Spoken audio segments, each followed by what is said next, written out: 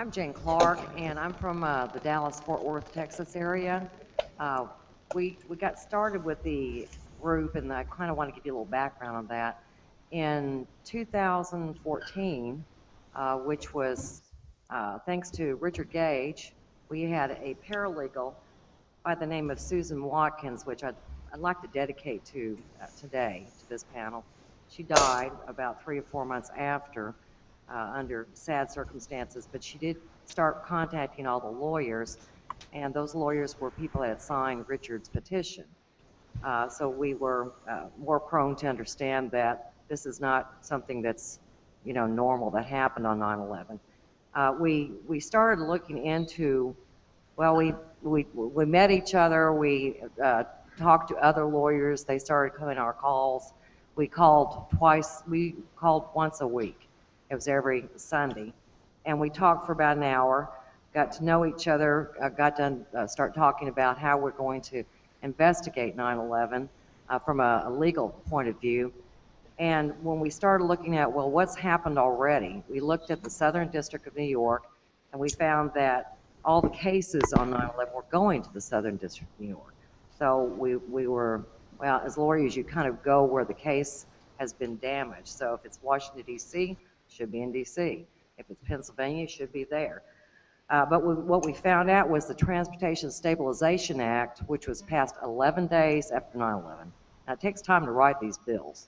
This was 11 days after 9/11 by an Arkansas sole congressman. That put into place limits on caps on how much could be recovered against the airlines because they knew they were going to be sued. It also included a provision in there that all cases had to go to the Southern District of New York, which is a federal court.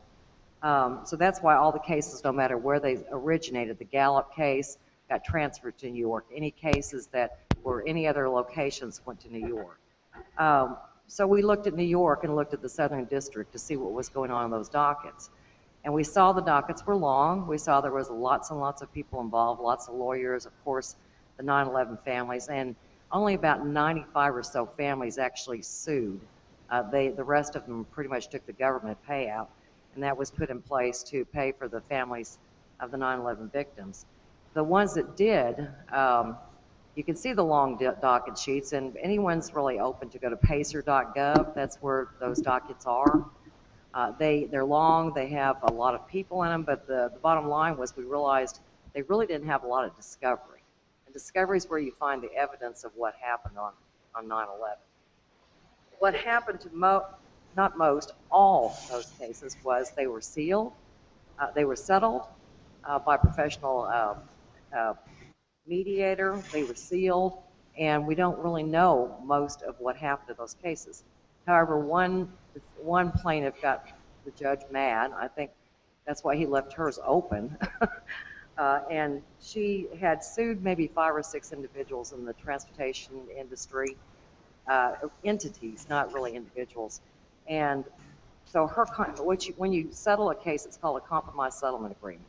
She settled that case. It was for a reasonable amount, considering she lost her husband. She also settled the case against the defendants, which meant, okay, we're compromised, you've paid us, we're done. But the unusual thing is she settled against 150 defendants she didn't sue at all. And those were individuals, Silverstein Properties, other different entities that were around the World Trade Center. And we're like, well, she didn't sue them, so how could she settle with them? But it was part of the compromise settlement agreement, and that's what happened. So we looked into that, and we thought, okay, that's unusual.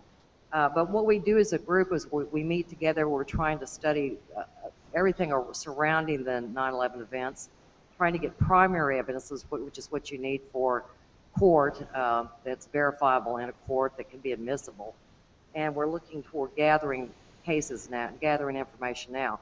We have some FOIA cases going that we'll be talking about later on in this event. But this is a large case, 9/11, and we don't say who did it because we don't really know yet. Of course, everyone has their ideas, But we're very serious about going forward, very, very serious about doing whatever we can legally, and we certainly hope you will support us. Thank you.